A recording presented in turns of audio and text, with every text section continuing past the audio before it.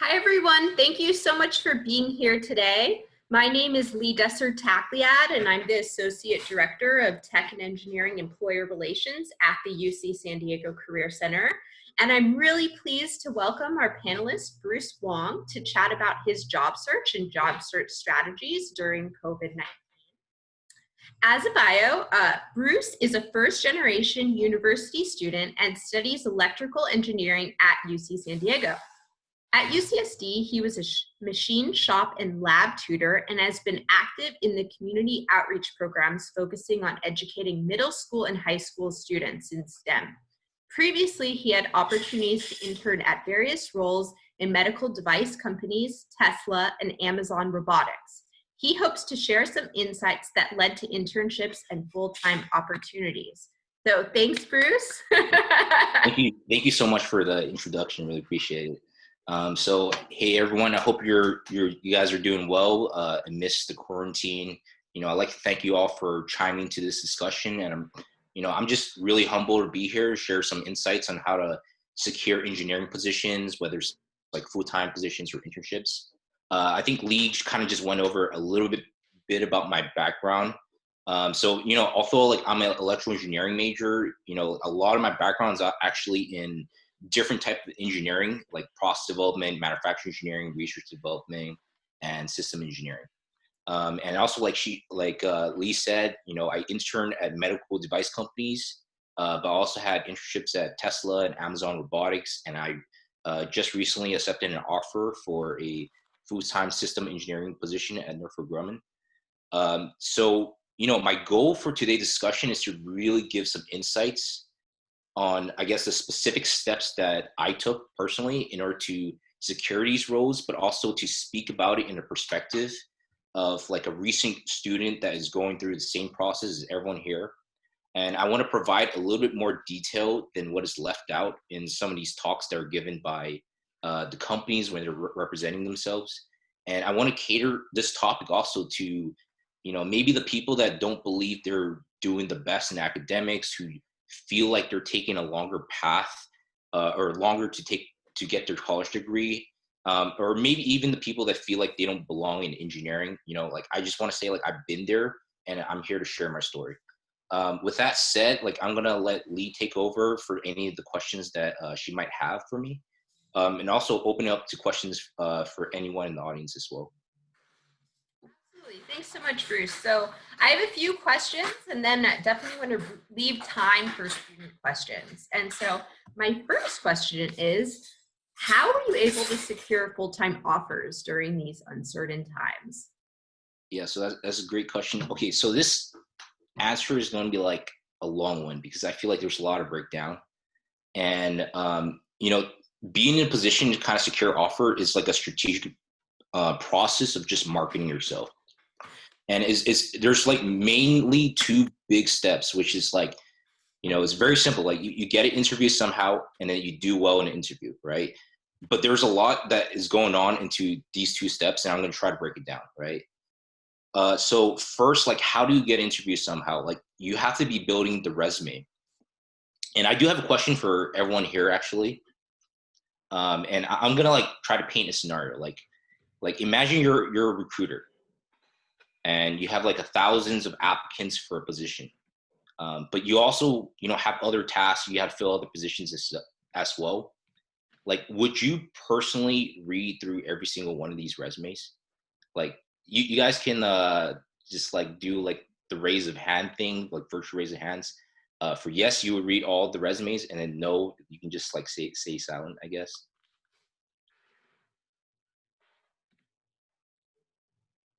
So I don't know if there's a group chat or anything. I'll add a poll. Oh wait, I can't do it live. We have a chat here, so participants can just put a thumbs up if they would.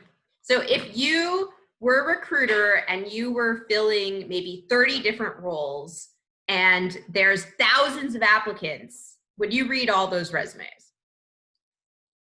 Yeah, so it seems like a lot of you all would say no, right? So that's like the whole point, right? Like, I'm sorry to tell you, but like most of the time, your resumes that you guys sent and you guys took time to apply, they won't reach the hands of a real person. Most companies, like what they do is they utilize a program and it scans for specific keywords that you're looking for in the position, right? If you don't match, then your resume essentially gets placed in a dark hole and like it doesn't reach a hand of a real person. And if you do match, you get a screening offer with a recruiter. And why do I know this? Full disclaimer, like I'm not speaking for these companies, but like when I was in some seminars like hosted by Tesla and Amazon Robotics for basically their interns, this is what they said. They don't have time to read through every single of the resumes, so they have an algorithm that filters out some of your resumes, and you have to match these keywords. Okay, so what are some of the tips for finding these keywords? Right. So I think one way is, kind of obvious. Like you have to have experience in the industry that you're applying for. Like maybe you're an intern there, or maybe you have previously worked there. You would know these keywords because you have utilized these tools, these skill sets in your everyday like task. And but let's say you need more references, right? Let's say you're applying for a position that you don't really know, or uh, let's say that you just want to know, what some of these keywords are, right? So my tip for that is go on LinkedIn, right? Go on LinkedIn, find someone that is in an intern or a full-time engineer at that specific position at that specific company that you're trying to apply for, and scan for in their bullet points, scan for like specific tools, programs, skill set that they have utilized in their everyday jobs. And if you have experience working for these, using these tools and having these skill set, then what I advise is that you place some of these keywords into your bullet points, right? And I'm gonna give some example. Like let's say you're applying for a maybe a controls or manufacturing engineering position at Tesla, right? So some of the keywords that they look for is if whether you have knowledge of PLC, HMI, KUKA, FANUC robotics, right? So these are like the keywords that they kind of scan for. And then my next tip is like basically like how to write your bullet points in your resume, right? So now you have idea like what keywords to use, and maybe uh, if you're able to find some of these skill sets, maybe if you don't have any of these skill sets, you can learn them. You can be in the process of learning them. But basically, one of like the widely, I guess, like controversial topic about writing bullet points there's a lot of different type of advice. Like some people would say like to condense the bullet points to one line or less. But what worked for me personally, and I tried them both, experiment with them both, is providing a good amount of data or a good amount of detail. And the idea is that what happens when you cut a lot of the detail and you try to make your bullet points very like condensed, it loses a lot of the meaning and impact, right? And the structure of the bullet point should be for your resume, right? It should be the first word is an impact verb, right? So you have verbs like you lead, you orchestrated, you built, design, and those demonstrate different type of things. Like for example, you have orchestrated, lead, it demonstrates that you have leadership, right? Leadership abilities. Design, create, it demonstrates that you're a creative type of person. So following after the first word, first impact verb, you should provide a detailed explanation of the impact that you have created, and provide as much quantitative detail or statistics as possible. So basically provide as much number as possible in the bullet points that demonstrates what was the result of what you did. And what I mean by an explanation of your impact is not about like what you did in the role, but what was the result that came out of like what specific things that you have accomplished, right? So, and also extra bonus point, and this is a really important one too. If you can provide like one input that have multiple outputs, that's a huge bonus point, right? And an example of this is like let's say you design a station for fixtures for, maybe a crash can assembly that have decreased operating usage time by 20%, minimize margin error by 0.5 millimeters, and diminish downtime and increase capacity by 5 times, right? So basically, it's like one input that you did has multiple outputs, and you want to quantify what the results were, right? So that's basically how you should be structuring your bullet points. Okay, so now that you have an idea of like how to build your resume, like how do you get an interview? So like for me, I think like there's like three primary ways, right? Like you apply online, you do networking, and then you do challenges and competitions that are hosted by companies, right? So for applying online, like the best tip that I can give is just utilize the keywords, right? Find out what the keywords are for the position, utilize them, and from now on, like it's kind of just by chance that your keywords matches what they're looking for, and it's kind of out of your control, right? But what it is in your control is networking, right? I had a couple friends who have gotten internships because their parents worked for the companies. They had some type of connections within the company that can refer them. And when you're referred, your pile gets put into basically your resume gets put in a different pile, and it would get read first. And I know this kind of sucks and it's kind of unfair, but that's just like kind of how it is. That's just the process, right? So let me share you like how I was able to network successfully, right? Okay, so I had my first interview at Northrop Grumman, actually here in UCSD, and I got invited because I talked to someone at a career fair, and I guess he liked me or something, and I was like invited for an in-person interview, right? I thought my interview went well, but I didn't get the position. So what I did 1 month later was I added the recruiter on LinkedIn. And I had like a dialogue. I was like, hey, I had pleasure meeting you at so-and-so events. I was one of the final round candidates. We have previously spoken about my interest in so-and-so positions. I would love to connect and learn more about future opportunities. And the thing is like 99% of the time, like they won't add you and they won't respond. But like 1% of the time they actually do, right? And that's what you're looking for, right? And what happened was like a couple months later, like basically I was ghosted on LinkedIn. But a couple months later, she added me. She was like, hey, like we actually have some positions available. Like let me call you up. Like what was your phone number? And what happened was she basically received my resume and she distributed it into a network of a portal of all the recruiters within Southern California of Northrop Grumman. And then within 1 week to 2 weeks later, I got an interview. Right. So like basically the moral is like you just got to do it. You got to like get yourself out there, start asking, and just do whatever's the best that you can do.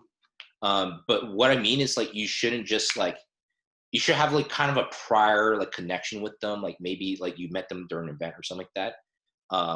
You got to have like a really good dialogue going in by adding them like on LinkedIn or something like that. So and then the third way is like doing competitions challenges. Like I know like there's a lot of companies that they pay big money to fund various competitions and challenges, whether it's like coding challenges, hackathons, robotics challenges. They put money into these competitions because that's how they market their brand and that's how they search for talent, right? So if you do well on these competitions and you network successfully in the competitions, you can get a business card, right? I had a couple of friends who work for Facebook and Amazon right now, and they did like basically coding challenges online that was on the website for some of these companies, and they just do it for practice, And after these challenges, they actually receive a couple interviews for some of these top companies. And this is like the single most effective way to get yourself noticed and to build your resume of like historical data of success. Right. So that's like one of the best methods to use. And I guess one of the last tip to consider is not just consider summer internships, but also consider fall winter internships. Right. You can make an argument that sometimes these fall and winter internships, a little bit less, a fewer amount of people that are going for them, right? So the competitions might not be like as much as a summer internship, right? Like just a background, like is like it was like the end of my junior year, and that's when I got my internships with Tesla and Amazon, and it was during the school year, right? And I think like it was between like me graduating a year earlier or working for these companies and gaining experience. And what I did was I took a leave of absence during the school year, and I'm like what you call like a super senior, right? Like I like over 4 years like trying to get my degree. Um, and I walked in graduation with my friends, but I had to stay at school a little bit longer. And this is something that you have to think about whether it's right for you, right? And maybe if you don't have enough like experience built in a resume, or you don't have a full-time offer like right off the bat, one recommendation I can give is maybe during the school year, maybe you can do the co-op program or some type of internships. Um, and I guess like I'm gonna try to make this next part short. It's like how to do well in the interview. And if you're in software, you're gonna have a lot of more different experience than what I went through. There's not much advice I can give to you other than study lead code or do a lot of coding challenges. And there's like one advice that is kind of well known out there. I think a lot of people recommend it is using the STAR method. I'm not going to go too much detail about it because you can find a lot of information about the STAR method online. But basically, what I would be doing is I would be finding or predicting questions that they would ask. I'll go into Glassdoor or LinkedIn, find previous questions, and then I would try to formulate my answers to the STAR method. And I do have a question for everyone. Okay, so you can answer like yes or no in the chat. Like, how many of you guys or how many of you all skipped on applying to a company because you felt like you weren't good enough or you didn't have qualifications? I just want like a couple responses. So the idea is like, if you don't apply, you already disqualify yourself, like from the competition, right? And I'm gonna give like an anecdote. For me personally, like I was like a junior, and at that time I only worked for like medical device companies, and I thought like I was typecasted in the medical devices, and I wasn't gonna apply at Tesla at all, right? But I had a friend that was like, "Hey, you should apply anyways. Like, there's no harm in it." And I guess here I am now. Like, I had an opportunity to work there, and it just goes to say like you should just apply, even if you feel like you're not qualified, because you never know, you can have an opportunity. And my last advice is like this idea of sacrifice, right? It's when you get in your interview, you're no longer at school anymore. You're not graded in a percentage or a letter grade. It's just hire or no hire, right? Once that 30 to 45 minutes is up, like they kind of make their decision. So here's my advice. Like the company that you're interviewing for, like they can limit the amount of time that you have for an interview, but they can't limit the amount of time that you went on preparing for them, right? If you have just started preparing for an interview when you have just received it, you might already be too late. Okay, you should always be doing mock interviews, preparing for engineering challenge, doing competitions, doing projects, presentations. This is kind of like the sacrifice that you take. Like every day you're practicing for your next interview, even before you have received one, right? So you should be practicing in front of a mirror, and you should always ask people to do a mock interview. And the reason why I say this is because sometimes when you're speaking in front of a mirror, you don't exactly know how you come across to other people. And it wouldn't be the same, right? Than having other people give you their perspective and how you're coming across. Okay, so this is one last thing that I kind of want to touch, and it's kind of like a personal story. It's for like the people that maybe like you're not doing that well in academics, or maybe you feel like you're not qualified, or maybe you feel like you don't belong in engineering. So I want to share like a personal story for like my case. And I just want to be as honest as possible. Like honestly, like I was in academic probation twice here at UCSD. I wasn't the best student. Okay, I was not the best student.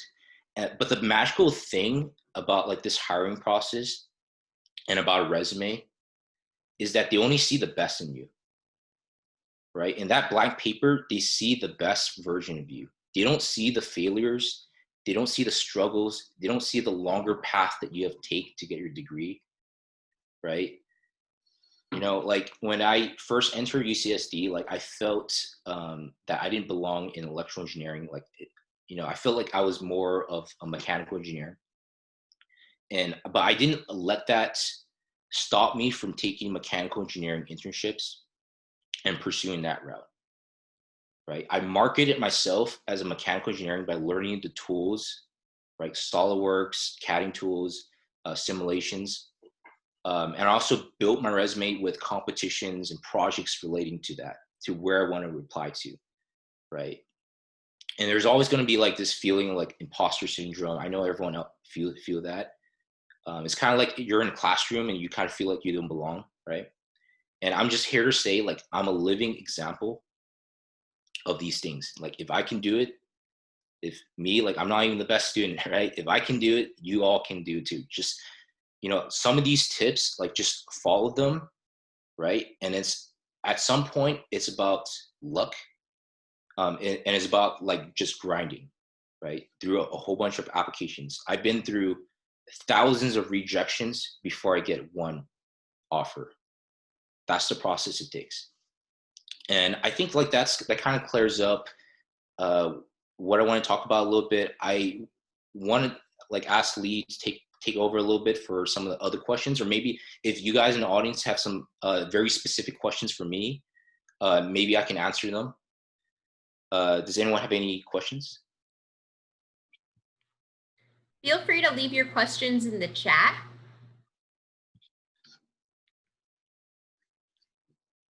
In the meantime, I'll ask Bruce some questions. So Yeah, really good tips. I love that you're talking about the hustle, the grind, really putting yourself out there. I think that sometimes it can feel discouraging when you're not hearing back and you're really putting yourself out there. But it only takes that one person, right, to really make a difference. And so I think that's really important to keep in mind. Do you have any advice for interacting with and following up with recruiters? Right. Okay. So I mentioned like a kind of a good example. Like maybe you have met this recruiter, or maybe someone that is a hiring manager for a company. Maybe they went to some of these competitions and they're sponsoring them, or they're representing these companies. One good thing to do is just have a dialogue. Honestly, just have a dialogue with them. Any type of dialogue, and afterwards, the way that you follow up is you want to send them. You want to first make sure that you have their contact information. Uh, Maybe ask for their business card when you meet them in some of these events. Sometimes they don't carry a business card. They might give you their number or email if you're lucky. But in case they don't, a good tip is to, maybe you can look them up in LinkedIn and be like, hey, like I had previously met you at this event, and a brief summary of like what you guys talked about, and say like, hey, like, could we possibly connect? And if there's any future questions that I have for you or future opportunities, could I ask them in the future, right? Like, like one thing that a lot of alumni or people that are like hiring managers, what they love to do is actually give advice, right? They love to do that. They love to mentor people, right? So you got to put yourself in a position where you're able to meet with recruiters and meet with possible hiring managers, and then just kind of push back and kind of send a code email or send a LinkedIn invite. That's like the best way to possibly do it, but also do it professionally. And one thing that I do not recommend at all is just simply adding a recruiter on LinkedIn without like prior meeting with them, or having like a message, or at least a message of what you're trying to, why you're adding them as a connection, right? The reason why I don't recommend that is because chances are they're not going to add you, right? If they don't know who you are, or they don't know like why you're adding them as a connection, you don't have a really compelling message, then they probably won't add you. And chances are like 99% of the time, they won't add you anyways, right? It's just how it is, right? But you're looking for that 1%. That 1%, that's what you're looking for. So I guess that's my advice on like trying to follow up with recruiters. Would you say there's a particular time limit for following up with recruiters? And is it any different if someone connects with a recruiter virtually or at a virtual career fair? Yeah. So in terms of time limit, my recommendation is within 24 hours, you should like basically add them or message them. But in my case, it had worked for me, even though it was like a month after, right? So as long as you met them, you had a dialogue, you have something compelling to say in terms of like the message. Um, feel free to add them anytime. Honestly, like you got to do what's, in my opinion, you got to do what's best for you, right? If let's say you had forgotten to add someone, but you're desperately looking for a job right now, you got to do what's best for you. Even if it's a couple months later, you're a little too late, maybe they forgot who you are, just add them, right? Just add them and have a compelling story. Be like, hey, I met you at so-and-so event. You know, we have a wonderful conversation about so-and-so, right?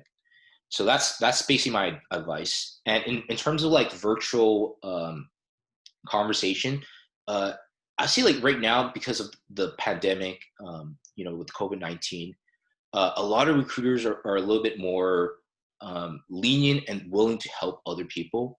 If you add them and say like, hey, like, could I have some advice on maybe like my professional development or career advice or anything like that, you know, you can build up the conversation into maybe a Zoom meeting with them, and then they can give you some tips. You can talk with them, and then you can have a further connection. And then maybe in the future, like it's possible that they can refer you to a position. So those are my couple of advice and like kind of like how to deal with, you know, following up, the timeline and following up. Is there any questions? Any other questions by anyone in the audience? Okay, so I see a couple questions here. Okay. Is there any other questions that anyone have? I can like answer basic. I can be honest about anything, honestly. Like, Don't maybe if you mention want. this is being recorded. Oh yeah, But yes, you could be honest. yeah. I'll be honest. But I guess like the disclaimer is like I'm not definitely not representing any of these companies. Um, this is like basically like just my honest opinion about the process. Okay, so I have a question about like, did you negotiate up? Okay, so this is a great one. I actually had a conversation with Lee about this as well. She gave me a couple tips. Uh, so yes, always negotiate, right? They had this data somewhere like if you don't negotiate, you're losing like a lot of money in the future, maybe like 500K worth, right? Within like 30 years, like when you don't negotiate. So I always negotiate it up, and how you kind of deal with negotiation is you have the most leverage if you have another offer, right? If you have another offer in the table, you have the most leverage. But um, in this time with the COVID-19 situation and this pandemic, is a lot tougher to negotiate. And the reason being is no longer a employee market; it's an employer market right now, right? Which means there are more people that are trying to find jobs than there are jobs available, right? And that's just the reality of it. So a lot of times you got to think pretty hard when you want to negotiate because um, you know, chances are they're not going to rescind your offer or anything like that. But they might, you know, maybe if you know, send like a bad message, they could possibly rescind the offer, right? Because there's a lot of other applicants that are interested, right? So you got to kind of tread with caution a little bit. But how you negotiate is essentially you would bring up saying like you had another offer, and you never want to bring up the dollar amount or the range until it, like, you never want to be the first one to bring that range up. You kind of want these companies um, to pay what they value you, essentially. And when you have leverage with another company, then you can be discussing compensation. Like, this company has this type of compensation package, right? Could you possibly offer to match this, right? So that's like basically the best that you can do. And when you get a little bit further into your career, you have a lot more leverage to negotiate because you have a lot more experience, or maybe you have like something like a security clearance, something that is that give you a little bit more leverage. But as of right now, like when you're just a new grad, the leverage is very, very low. Okay, so I have another question. Is like, how long did it take you to secure a full-time job? Okay, so honestly, I have been applying since last summer for a full-time position for this year. I had received a basically a return offer from Amazon, and a couple other offers here and there. I had a couple interviews canceled because of this situation, right? Unfortunately. But it took me from up to March, from basically summer all the way up to March to get March, and then just recently to get basically my whole list of offers. Okay, so I'm going back to the next question. Do you have any tips for someone with no industry experience, only research experience? Okay, so that's a great question. I think research experience is absolutely wonderful, right? If you don't have industry experience, like, research experience is also what companies are looking for, right? During the seminar when I attended, and one of the companies that I work for, again with a disclaimer, like, I'm not representing the company, I'm just giving my honest opinion. Basically, they're looking for people with industry experience and research, but you gotta have to cover, their type of criteria. Like, if you're looking for an internship for them, they're looking for like at least 3 years worth of research or internship experience, right? As long as the research is kind of relevant to what the field that you're applying for, it's a really good research to have, a really good set of experience to have. You just have to, during the interview, you have to market your research experience really well, and you have to market it in a way that is very applicable to what you're doing in that particular role. Okay, so the next question is, okay, considering that recruiters don't ask for proof that we have other impeding offers, can we bluff it? No, don't do it. Don't, no. No, don't do it. They would ask. Sometimes they ask. Like, they have asked me for my letter. You're not obligated to give them the offer letter. Okay, just if they ask, you're not obligated to give them the offer letter. And because the reason for this is because the offer letter that was written by another company is a kind of is a non-disclosure between you and that party, right? It's only meant for you and that party. And it's sometimes written within the contract. So you're not obligated to even share it, and you shouldn't be sharing the offer letter. Most of the times, the recruiters, they won't ask you for the offer letter, but sometimes they do. And if they do, and you're bluffing it, like, there's an opportunity for them to rescind the offer, because yeah, don't do it. And then next question is back to negotiation question. How do you ask them to match another package if you shouldn't bring up the dollar amount? Okay, so this is a great question. So what you do is, essentially, you would say, like, I have another offer on the table for another company. They're paying more than the range that you guys are offering. and then be as generic as possible and be like, would you be comfortable, offering more, right? You're basically giving a generalized question for them, right? They're going to push back and they're going to ask you for a range. And what you reply is basically, would you be comfortable offering me what you think I'm worth? Right. So you're basically asking them a question and you're saying if they're comfortable with. You're not giving them a demand or anything like that. You're just asking a question.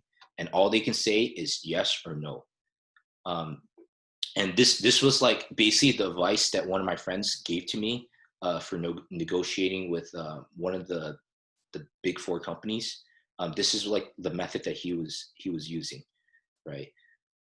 Again, like I'm trying not to share and disclose too much information about which specific company because I feel like it might not be appropriate to answer it.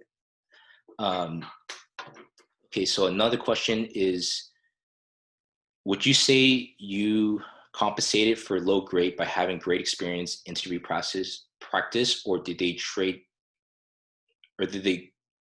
give you for your experience and interview practice? Okay, so this is a great question. Unfortunately, right now with the COVID situation, again, like it's a employee market, and what that means is there's a lot more applicants than the positions available, and oftentimes there are some companies that do take advantage of the situation of the market, and they would offer you lower than what you think your market rate is worth. My suggestion advice, and take it with a grain of salt. If they do offer you below what you think you're worth, right, you can either have respect for yourself and decline the offer respectfully, or you can always attempt to ask for more. And if they don't offer it to you, there's not much you can do about the situation. You got to think what's best for you. Is getting that experience, your first job experience, is that more worth it for you?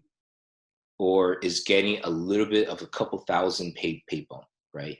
And chances are there are other ways that they can negotiate other than just the base salary compensation package.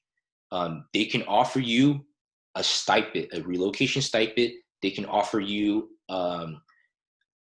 maybe like a early, like I think Lee gave me this advice, like a what do you call it? Like basically like when you're asking for a pay raise, they can set that meeting a little bit earlier than the annual meeting for a pay raise. I forgot what the term for that was.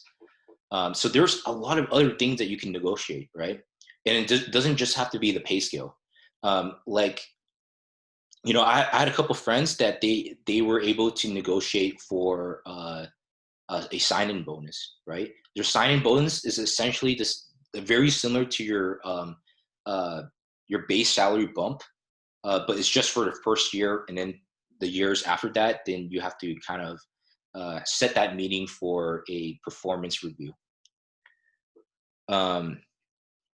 And then for me personally, I didn't felt like I was compensated for low grades or by having a set of experience.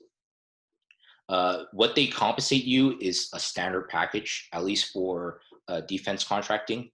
There's a little bit less wiggle room in order for negotiation there because they give a standard rate for every person.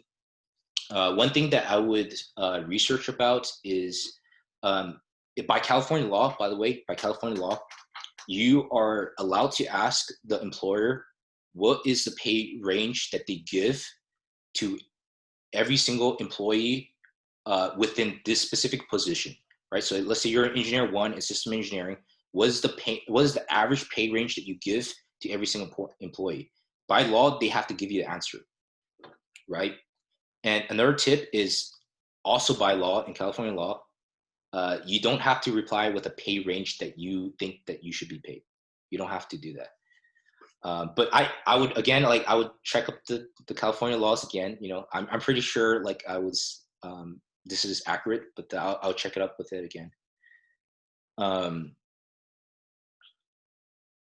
Okay, so is there any tips for anyone trying to get their first internships, not necessarily research or industry experience? Okay, so the way that you go about getting your first internship is going to be a little bit tricky. Okay, once you get your first and second internships, it gets super easy from then on, right? Because now you have experience under your belt.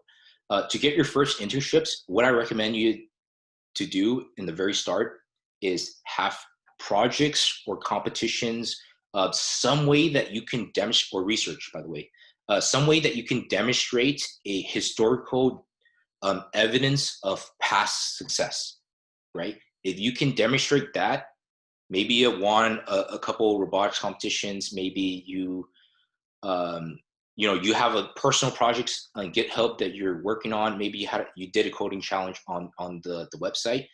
These are a couple ways where you can get noticed by recruiters and that you can build your resume portfolio. So that is my one biggest tips on getting your first internships.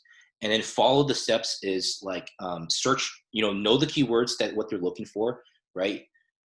Do your research, apply online, network, take advantage of the tools that the Career Center give to a lot of the UCSD students. And I'm gonna be honest, like my first internship, I actually got it from the UCSD Career Fair.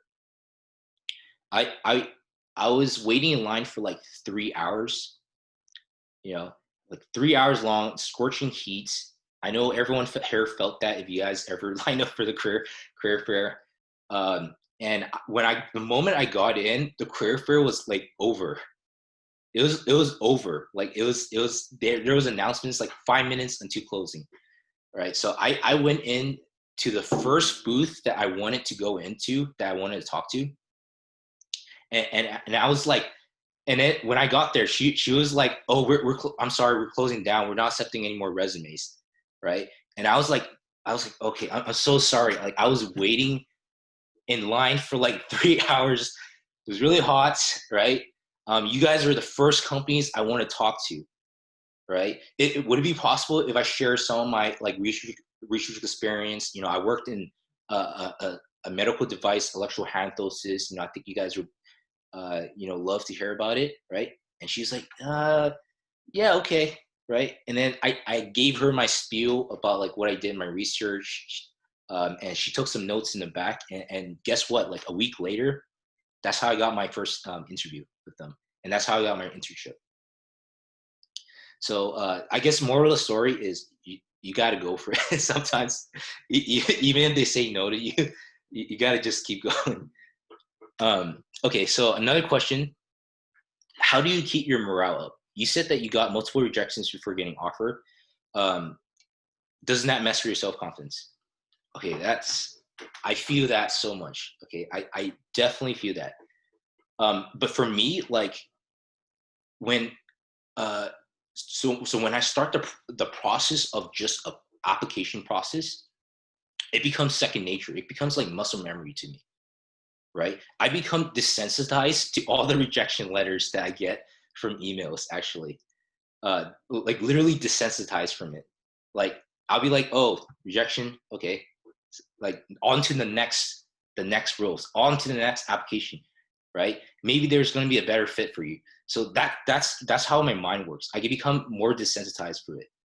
And like honestly, there's 1,000 rejection letters before you get a couple interviews, right? But when you receive an interview, this is your opportunity to prove yourself, and you have to kill the interview, right? So you gotta be practicing. You gotta do a continued process of practicing your interview skills and being able to articulate some of your projects.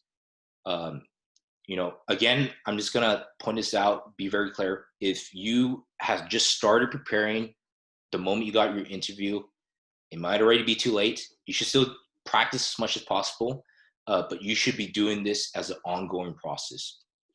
And the more interviews that you do, the more applications that you send, it gets easier and easier. So that's essentially like how I keep my morale up. Is there more questions? Any specific questions?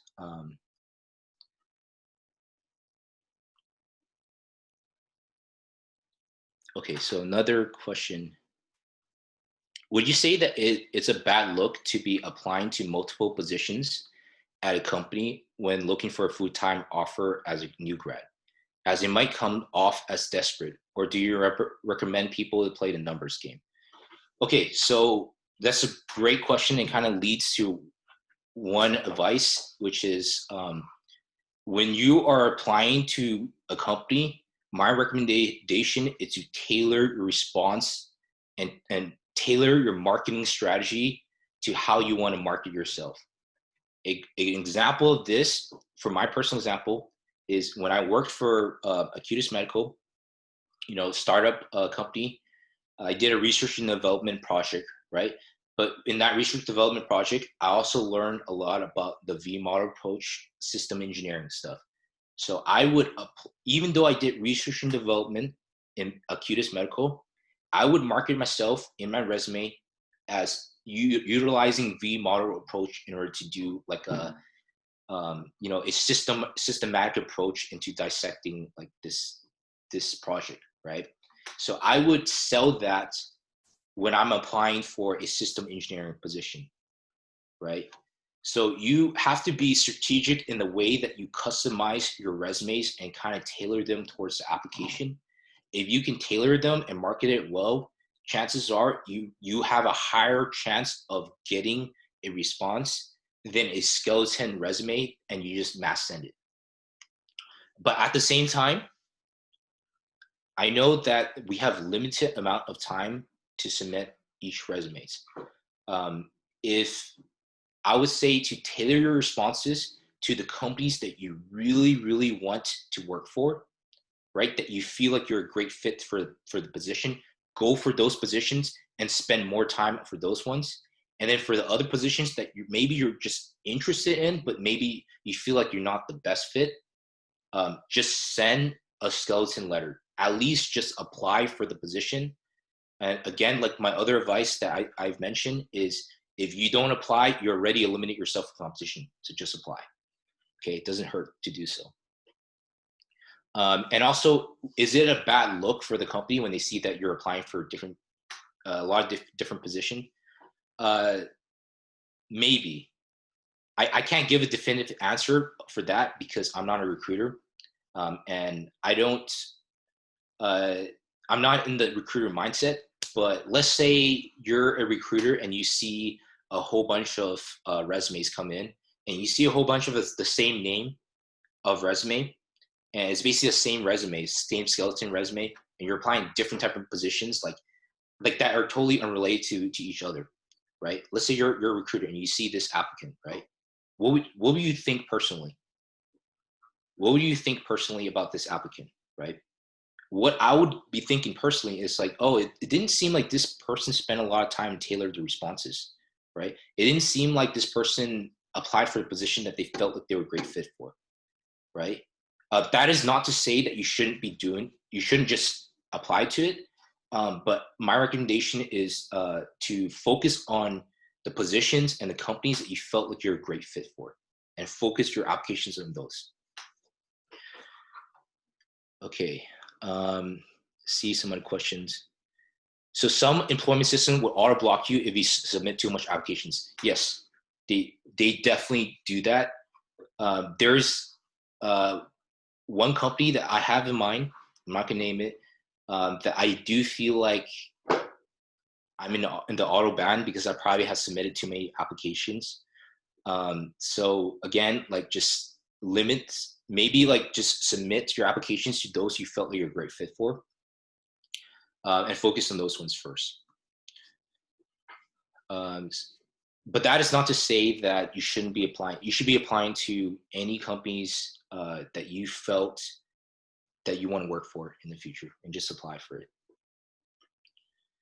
Do you have any tips or resources for writing a good cover letter? Okay, so this is going to be widely controversial. I don't know if Lee like agrees with me or this or not. I do feel like a lot of times the cover letters aren't read by recruiters. or by the recruiter specifically. But I can say that once you pass the screening process for a recruiter, your hiring manager, they will read the cover letter. So if you write a cover letter, they would read it. And the reason they read it is they can decipher a little bit more detail, a little bit more story about who you are as a person, right? So I had hiring managers in the past, some of my bosses, they're honest. They're like, yeah, I read your cover letter. I really like what you did, right? So it works for me sometimes. But to be honest, nowadays I find myself submitting cover letters less and less. But if you do have a really well written cover letter, I would provide it. And in terms of like resources for writing a good cover letter, I think the Career Center has a really good tool and resources for writing one.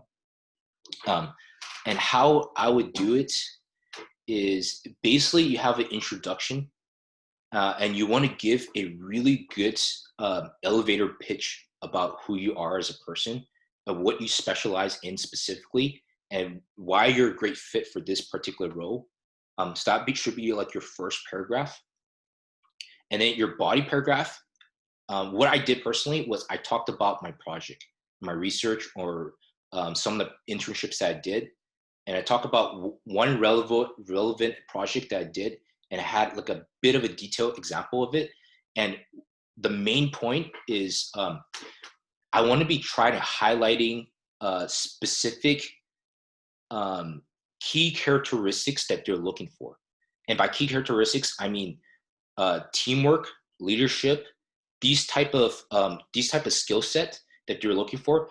I created these type of keywords, and I made sure that I had a couple sentences that expresses these keywords in terms of leadership, in terms of creativity, in terms of adaptability, or being able to adapt to different situations, right? So I had a sentence in that paragraph when I was talking about my project that I'm hinting about these keywords. Like, don't use the specific keywords like I'm a team player. Like, you want to be telling a story of like why you're a team player. Be like, maybe there is a situation where you had to deal with multiple tasks or multiple things that are going on. You found a new creative way in order to streamline that process, or you found a better idea in how to work that situation, right? So that would demonstrate your adaptability towards the situation, right? So you want to be telling a compelling story and how you're able to do that. And in your conclusion, you want to kind of, it is essentially like a copy of like the introduction, but at the end, but you want to summarize in a different way. And at the end, you will say like, I think I'm a great fit for this particular position because I have this, this, and this. And by this, this, and this, I mean like, because of my creativity, because of the leadership that I've demonstrated in my past project, and because of my ability to be adaptable to different type of situations, right? So you describe, I'm a great fit for these positions because of these key terms, and you already provided evidence of you proving these key terms in your body paragraph. So it's kind of like writing an essay. You have your thesis and your conclusion, and your body paragraph where you provide evidence. Okay, so the next question is, how many companies would you recommend to apply at one time? Is it better to focus on one at a time? I set a schedule for me to apply for 2 hours a week to just apply for a whole bunch of companies. And within that 2 hours, I would apply to maybe around 20 companies. And the thing is, once you have already submitted an application in the portal, in the Workday portal or the Talio portal, all your information is already there. So all you can do is a lot easier to mass apply, but you just want to change things around a little bit to kind of tailor your responses. So that's my advice for that. So most people say that submitting a cover letter really gives you a leg up in the application process. Sometimes. So my answer to that is sometimes it does, sometimes it doesn't. It's dependent on whether they would read it or not. And the reality is there isn't enough time in a day for a recruiter specifically to read it. but your hiring manager, if you do have a cover letter, they would most definitely read it. Because what happens is after the screening process, there's only a couple interviews. Like maybe they'll interview 10 people for the position, and your hiring manager they might have enough time to read 10 different cover letters. But at the same time, you want to keep your cover letters as short as possible. A good rule of thumb is like no more than 3/4 of a page of paper. And the only exception in this is if you have a ton of experience and really interesting work experience, then maybe you can do a page. But other than that, if it's like further than a page, they might not read it. Any tips on how to spend your summer if you don't have internships, research for a mechanical engineer? Okay, so one great thing that you can do is do personal projects. You can ask a bunch of friends and be like, hey, are you guys interested on building, I don't know, like an electric skateboard or a pinball machine or something like that? And you can, you can even be following a YouTube video guide and you can be building it according to their guide. As long as you have some sort of relevant project that you can articulate and you can explain during an interview, this is what they're looking for. So sometimes it doesn't matter as much if you have research experience for internships.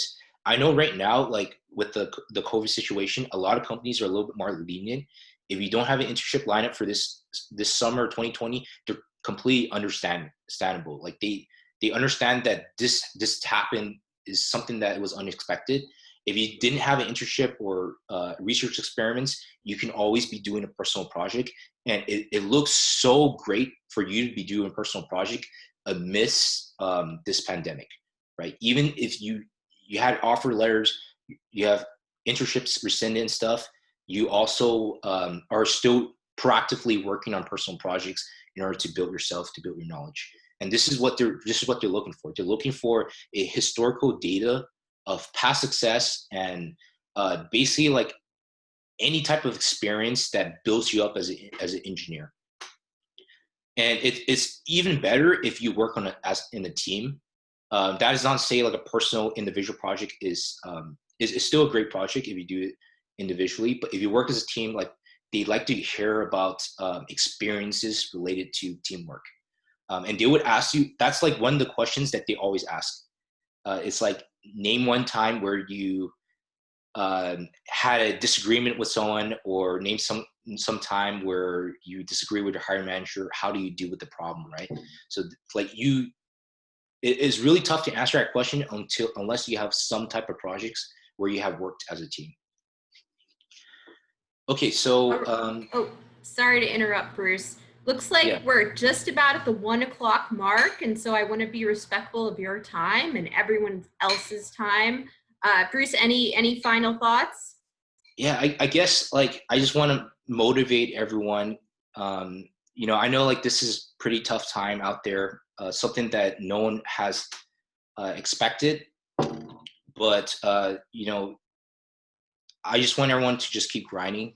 I've been through the same process as everyone here, and like what I said, like for me personally, like I felt like this, I didn't even belong in engineering. Like I was not really the best student, but then,